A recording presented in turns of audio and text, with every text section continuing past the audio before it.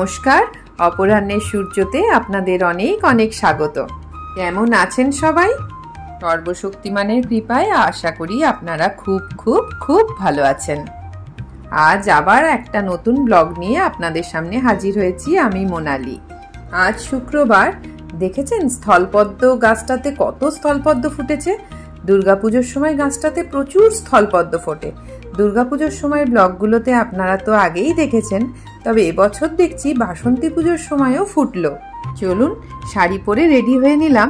অনেক দিন ধরেই জায়গাটায় যাবার খুব ইচ্ছে ছিল। আমরা আজকে সবাই গঙ্গারতি দেখতে যাচ্ছি, তোমরাও সাথে চলো, কেমন?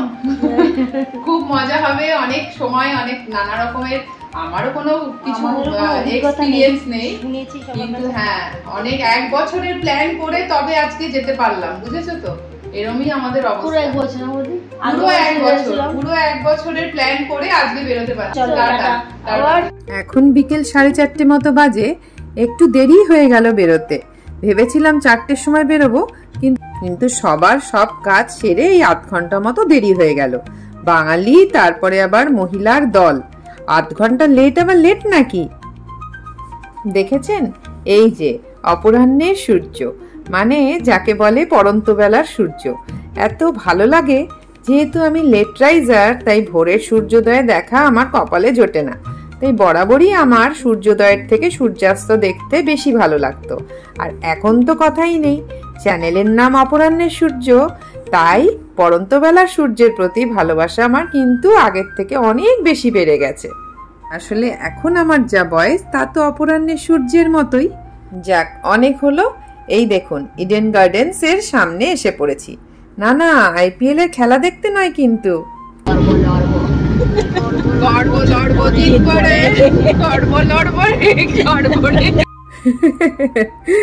গাড়িতে আমরা সবাই খুব আনন্দ করতে করতে যাচ্ছিলাম।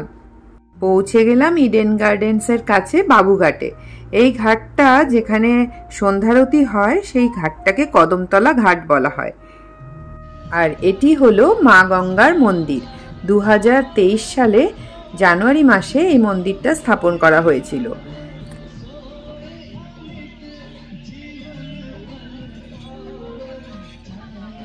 এই যে আমরা এসে গেছি। বলেছিলাম না গঙ্গাবক্ষে ওই গঙ্গারতি দেখতে চলে আসবো, চলে এসেছি আমরা। এই যে গঙ্গা মা, এই যে এই যে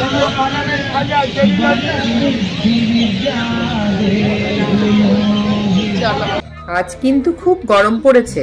এই প্রচন্ড গরমের একটা বিকেলে যদি গঙ্গার পাড়ে বসে হালকা ফুরফুরে হাওয়া খেতে খেতে এই গঙ্গারতি দেখা যায়, তাহলে কিন্তু মন্দ হয় না।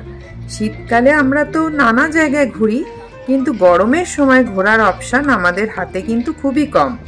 গরমের কথা ভাবলেও কোথাও যেতেই ইচ্ছা করে না, কিন্তু এই জায়গাটা কিন্তু গরমের সময়ও আসলে বেশ ভালোই লাগবে।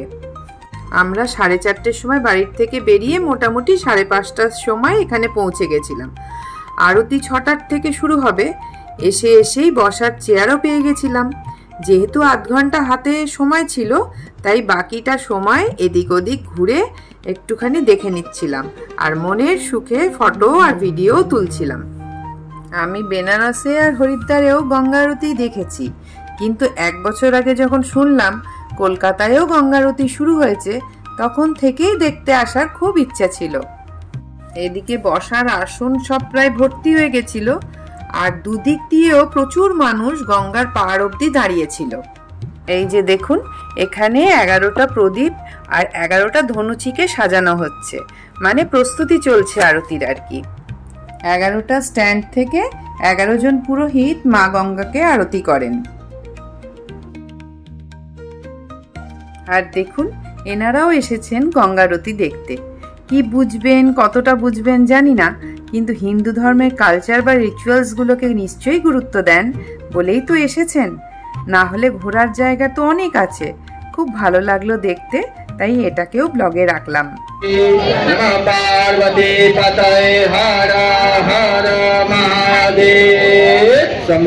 एक बार सभी लोग दोनों हाथों को उठाते हुए मिलकर एक साथ जोर से एक बार जयकारा लगाएंगे।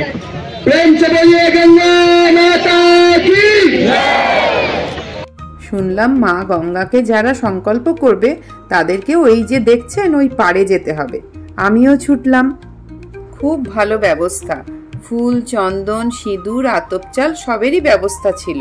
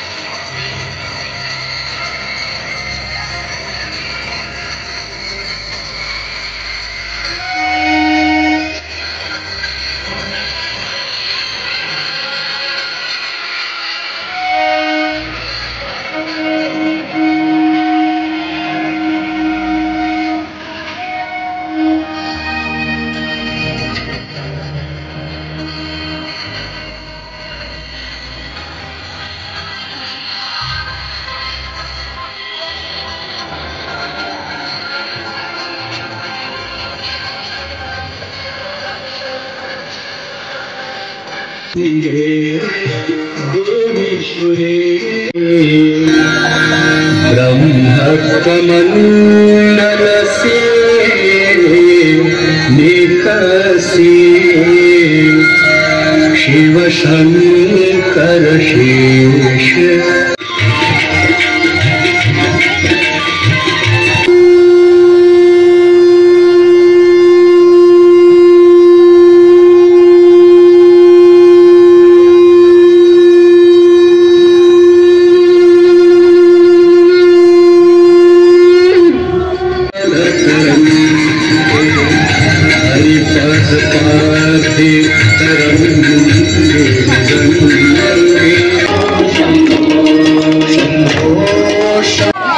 विश्वनाथ की पार्वती पते हर हर महादेव।